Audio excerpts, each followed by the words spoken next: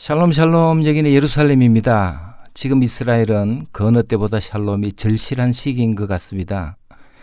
어제는 초정통파 유대인들에게 메론산의 참사가 채 잊혀지기도 전에 예루살렘 근교에 있는 초정통파 유대인들이 오순절을 기념하기에 회당에 모였다가 계단식 스탠드가 무너져 2명이 죽고 213명이 부상을 당해 치료 중에 있습니다.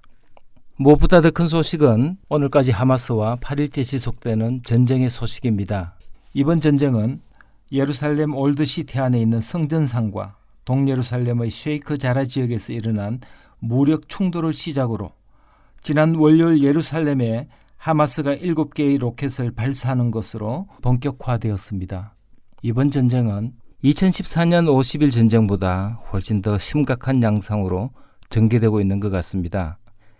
하마스는 지난 월요일 저녁 전투가 시작된 이래로 거의 3,200개의 로켓을 발사했습니다. 그중 500개 이상이 가자 지역을 벗어나지 못하고 안에서 폭발했으며 나머지 2,700개 이상의 로켓이 이스라엘 영공으로 날아왔습니다. 이 중 90%는 아이언돔에 의해 격추되거나 사람이 없는 공지에 떨어졌지만 10%는 이스라엘 내 여러 도시에 떨어져서 많은 인명피해와 재산피해를 주고 있습니다. 이스라엘도 가자 지역에 엄청난 양의 공중폭격을 가하여 지금까지 1,180개 이상의 군사시설을 파괴하고 수많은 인명과 재산피해를 주었습니다. 지금까지 양측의 사상자는 가자 지구에서 200명이 사망하고 1,300여 명이 부상했으며 이스라엘도 10명이 사망하고 280명 이상이 부상을 당한 것으로 나타났습니다. 유엔을 비롯한 미국과 서방에서 휴전을 촉구하고 있는 가운데 이스라엘과 팔레스타인의 무력 분쟁은 더욱 격화되고 있는 상황입니다. 사실 가자로부터 로켓이 날아오는 것도 큰 어려움이지만 이보다 더 염려되는 상황은 이스라엘에 있는 여러 도시에서 일어나고 있는 폭동이라고 볼 수 있습니다. 이스라엘 중부 도시인 로드에서 지난 화요일 아랍 폭동이 일어났고 여러 개의 회당과 수많은 상점에 불이 났으며 수십 대의 자동차가 불에 전소되었습니다. 지중해 도시인 악고, 하이파, 자파, 바티암과 갈릴리의 티베리아 등 유대인과 아랍인이 함께 거주하는 도시에서 아랍인과 유대인 간의 폭력적인 충돌이 계속되어 많은 희생자들이 발생했습니다. 이스라엘 정부는 폭동이 일어난 도시 로드에 비상사태를 선포하고 국경 경찰대를 긴급 파견했지만 사태는 그치지 않고 지속되고 있습니다. 이런 모습은 과거 20년 동안 여러 갈등과 전쟁 속에서도 없었던 양상입니다. 서로 피를 부르는 복수가 오랫동안 지속될 것으로 예상됩니다. 이것이 더 큰 문제입니다. 그렇습니다. 더하여 외부 상황도 좋지 않은 것 같습니다. 레바논, 시리아, 요르단에서도 국경 침입이 있었고 또 30건 이상의 화재가 잇따르고 있으며 유럽과 미국의 안티세미티즘도 굉장히 확산되고 있는 상황입니다. 이 부분을 좀 더 자세하게 설명을 하면 이렇습니다. 이스라엘과 가자 간의 전쟁과 예루살렘 성전산을 둘러싼 긴장에 대해 아랍 세계가 이스라엘에게 모든 책임을 돌리며 분노하고 있습니다. 이러한 움직임 속에서 며칠 전 레바논에서 이스라엘을 향하여 발사한 로켓 3발이 지중해에 떨어졌고 레바논과 이스라엘의 국경 근처에서 수십 명의 레바논 시위대가 불을 지르며 과격한 시위를 벌이던 중 일부가 국경을 습격하려는 시도가 있었으나 이스라엘 군의 포격을 받고 저지되었습니다. 또한 요르단에서는 수백 명의 사람들이 경찰 검문소를 돌파한 후 이스라엘 국경으로 돌진하는 사건도 있었습니다. 터키에서도 시위가 열렸고 팔레스타인 사람들에게 이스라엘에 대한 지속적인 저항을 촉구했습니다. 뿐만 아니라 미국의 주요 대도시와 캐나다 그리고 유럽 곳곳에서 팔레스타인을 지지하는 시위가 열렸습니다. 그러나 유럽 정부들은 이스라엘 반대 집회가 반유대주의 움직임으로 번질 것을 우려하여 집회를 저지하고 있습니다.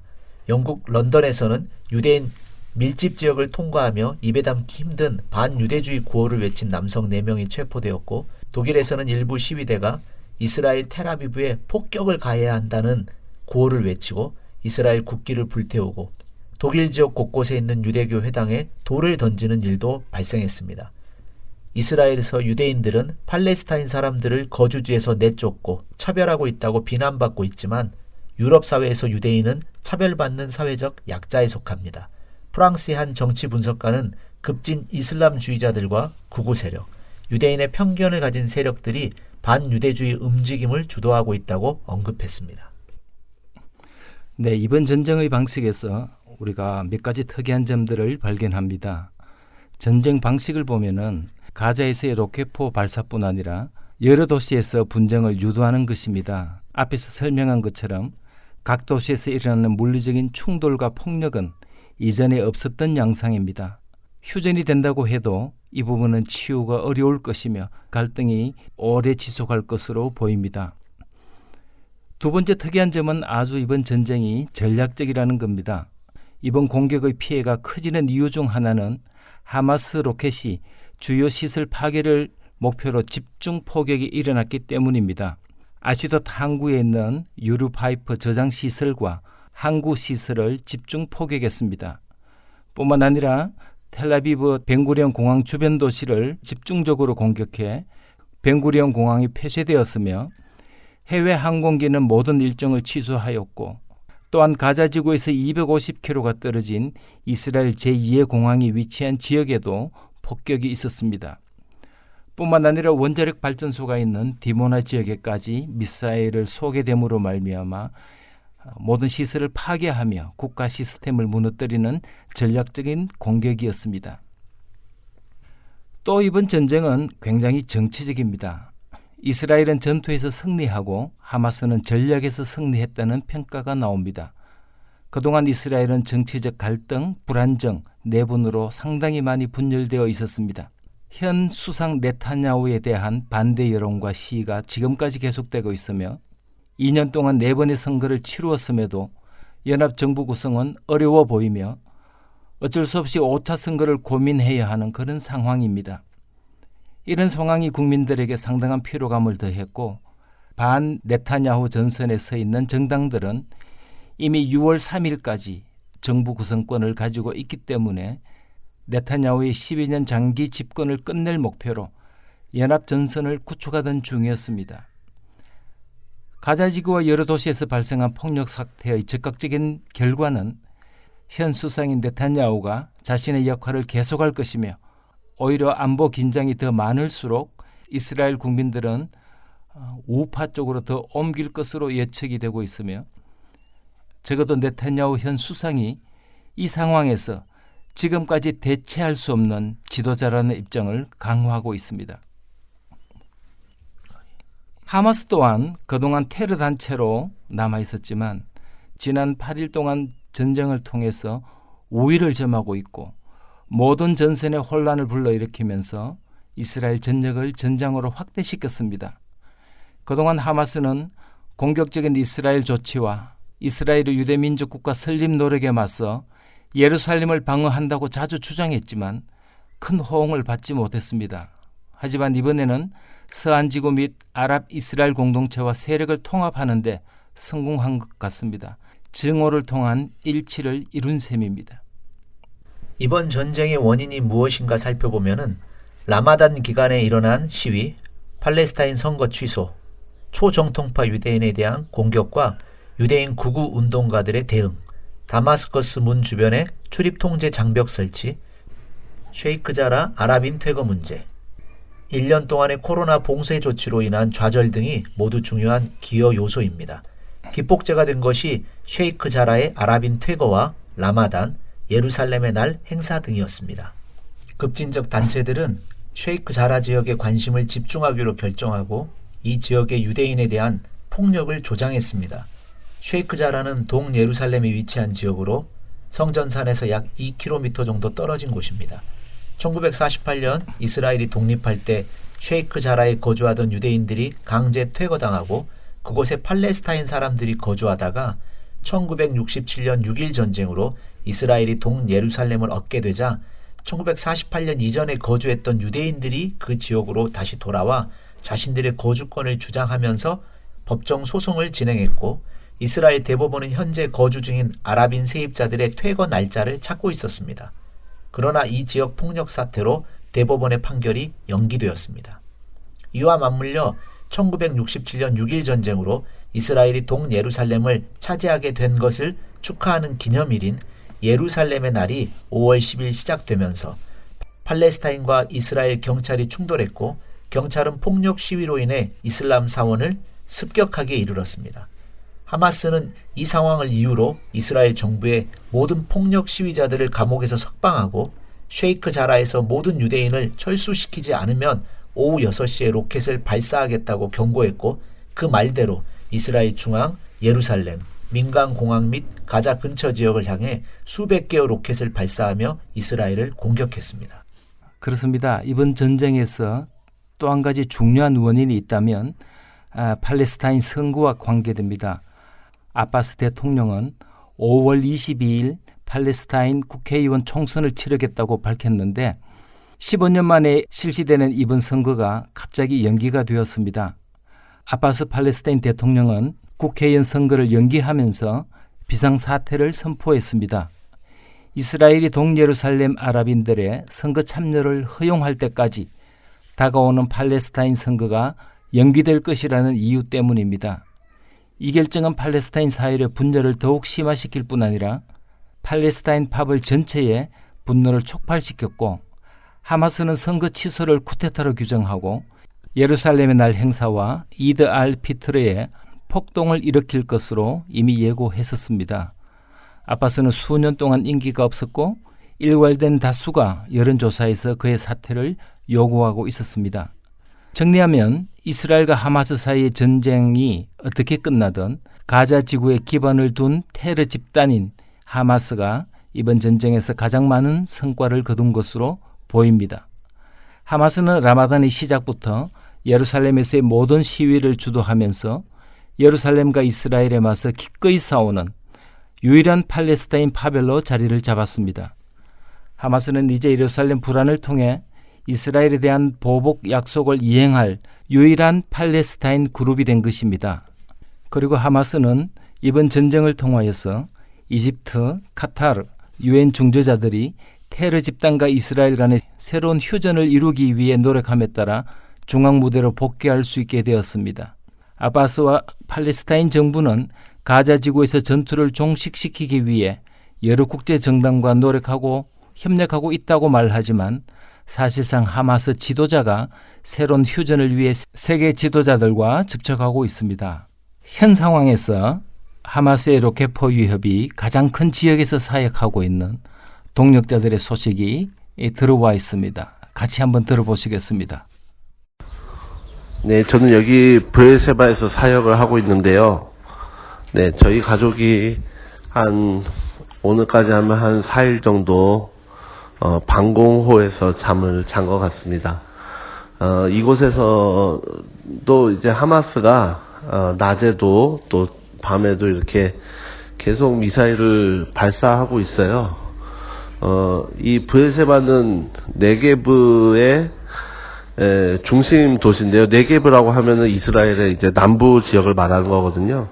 그래서 넓게는 저 아슈켈론으로부터 여기 브에르세바 그리고 디모나 그런 지역까지 그리고 그 일대에 있는 작은 마을들에 계속해서 미사일을 발사하고 있습니다. 다행히도 브에르세바에서는 인명 피해는 나지 않았는데 저희 아는 유대인 장로님 그 교회 장로님의 그 집 근처 공터에도 미사일이 떨어졌다고 그래요. 그래서 아이언돔이 맞고 있지만은 이곳을 위해서 기도해 주시고 평안하게 저희가 사역을 할 수 있도록 함께 중보해 주셨으면 감사하겠습니다. 이번에는 아시켈론에서 보내온 소식입니다. 샬롬, 아시켈론에 살고 있는 김진나 목사입니다. 저희 가정은 예루살렘에서 5년을 살다가 4월 초에 가자지구 북쪽에 있는 아시켈론 도시로 이사를 왔습니다. 저희 가정은 섬기는 교회 공동체가 이곳 아시켈론에 있어 이사를 오게 되었는데요. 지난주 월요일부터 오늘까지 코로나가 아닌 매일 가자에서 쏘아 올린 약 300여 발의 로켓으로 집에서 머물며 방공호를 들락달락하는 상태입니다. 가까운 슈퍼를 갈 때에도 사이렌이 울리면 도로에 납작 엎드려야 합니다. 며칠 전에는 저희가 사는 아파트 위에서 폭발이 일어났고 건너편 아파트에 로켓 파편이 떨어져 10층이 부서졌습니다. 또한 어마어마한 굉음과 함께 화약류 파편들이 저희 안방과 베란다까지 떨어졌는데요. 너무 놀란 딸은 두려움에 울기도 했습니다. 로켓 성능이 좋아져서 이제는 직접 타격이 되면 방공호도 부서질 정도입니다. 아이언돔으로 맞춰 떨어지는 파편 또한 시멘트 벽을 뚫습니다. 예루살렘 MSC 사역하시는 목사님 및 잠시 피신하면 어떻겠냐고 물었지만 이곳을 떠나기 쉽지 않았습니다. 이유는 교회 공동체가 있기 때문입니다. 이런 곳에서 주님이 지켜주시지 않으면 누가 안전할까요? 방공호도 안전하지 않을 것입니다. 시간이 갈수록 주님께서 이곳에 저희들을 아미 오브 더 롯, 주님의 군사로 부르셨다는 마음을 주십니다. 보이는 로켓은 아이언돔이 지킬지 모르지만 보이지 않는 공격은 우리 그리스도인들이 막아내야 하니까요. 매일 큰 굉음과 사이렌 소리로 두통과 스트레스가 있지만 기도와 말씀, 찬양, 예배로 동역자들의 중보로 이어나가고 있습니다. 한국교회가 이 전쟁에 중보기도의 로켓을 계속 쏴주시기를 기도합니다. 샬롬, 이스라엘입니다. 저희 가정은 텔아비브 남부도시, 이스라엘에서 네 번째 큰 도시인 니션 레지온에서 살고 있습니다. 현재 매일 계속되는 로켓 공격으로 도시에는 사람들의 왕래가 거의 없습니다. 아울러 낮과 밤에도 울리는 사이렌 소리에 아파트 아래에 있는 방공호로 계속 오가고 있습니다. 이로 인해서 피로감이 계속 쌓여가고 있습니다. 아이언돔에 의해서 90% 이상의 로켓이 요격되지만 요격되지 못한 로켓들이 도시에 있는 학교나 주택가에 간혹 떨어지고 있습니다. 아이들의 학교는 물론 모두 비대면으로 전환되었고 수업은 제대로 이루어지기 힘든 상황입니다. 그리고 함께 사역하는 교회도 코로나 상황이 좋아져서 대면 예배를 드리다가 다시금 비대면 예배로 전환되었습니다. 그리고 모든 사역들도 잠정 중단 축소된 상황입니다. 빨리 상황이 종식되어서 기쁨 가운데 다시금 하나님을 예배하고 성도들 간의 교제를 나눌 수 있도록 기도해 주시길 부탁드립니다. 지금 현재 아이들이 사이렌 소리나 로켓 요격되는 소리, 떨어지는 소리에 굉장히 두려워하고 민감하게 반응하고 있습니다. 특별히 아이들이 트라우마를 겪지 않도록 기도 부탁드립니다. 아울러 이스라엘의 평안을 위해서 기도 부탁드립니다. 유대인 아랍인들의 안전과 평안을 위해서 함께 기도 부탁드립니다. 네, 들으신 대로 많은 사역자들이 하마스의 폭격의 위협에도 불구하고 현장을 떠나지 못하는 것은 주께서 그들에게 맡기신 사역이 있기 때문입니다. 함께 섬기는 교회와 또 성도가 있기 때문에 위협이 있음에도 불구하고 하나님이 심으신 그 자리를 지키고 있습니다. 이런 애로와 더불어 지금 현장에서는 많은 사역들이 취소되고 있습니다.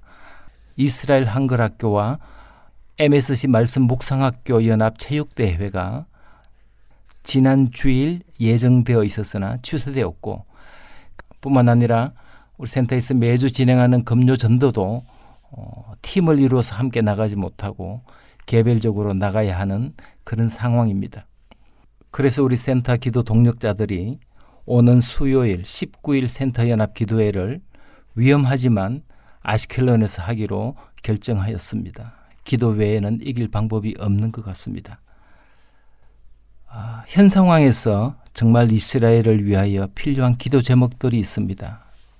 고 목사님이 정리해 주시겠습니다. 첫 번째는 전쟁 중지 및 전후 복구를 위한 기도입니다.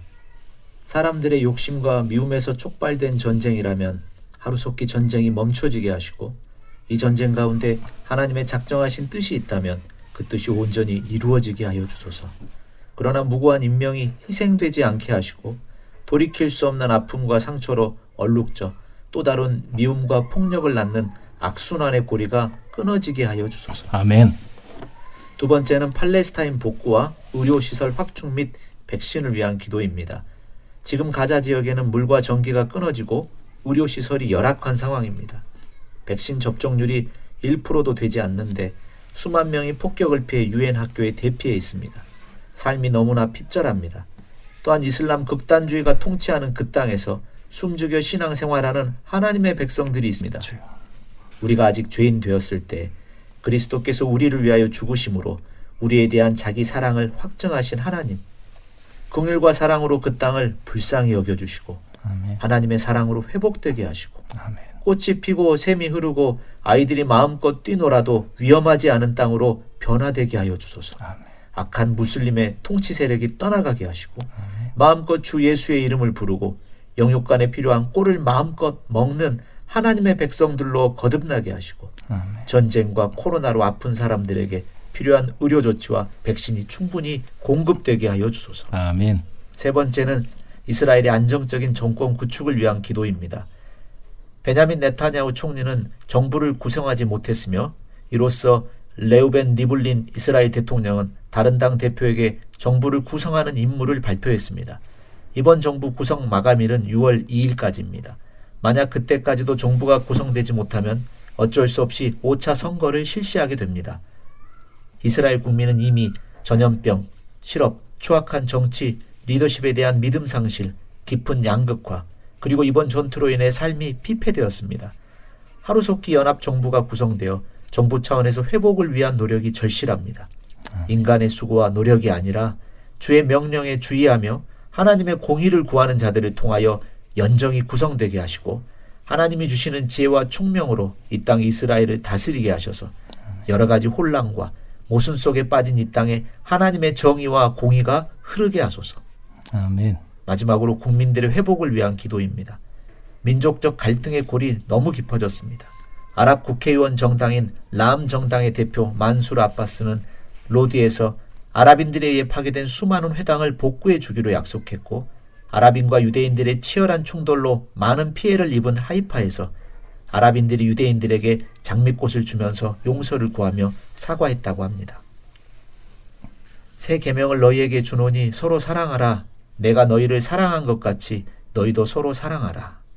이스라엘 전국 목회자와 장로 연합회는 주 예수 그리스도에 대한 믿음과 신구약 말씀에 근거하여 예수를 주로 믿는 유대인과 아랍인 모든 형제 자매들에게 증오로 가득 찬 사탄의 세력에 맞서 예수님 안에서 서로 연합하고 서로 사랑하고 서로 도와주며 그 확고함을 실질적으로 표현하도록 요청했습니다. 전쟁과 적대감 속에서도 유대인과 아랍인 형제 자매들이 서로 사랑함을 고백하고 실천하게 하시고 그 지고한 순종을 통해 전쟁과 적대감이 멈춰지고 하나님의 평화가 이 땅과 이웃들 사이에 충만하게 흐르게 하여 주소서. 아멘. 우리 한국에서도 이 방송을 들으시면서 이 기도 제목을 가지고 함께 이스라엘을 위해 기도해 주시면 감사하겠습니다. 지금까지 예루살렘 MSC에서 소식을 전했습니다. 감사합니다.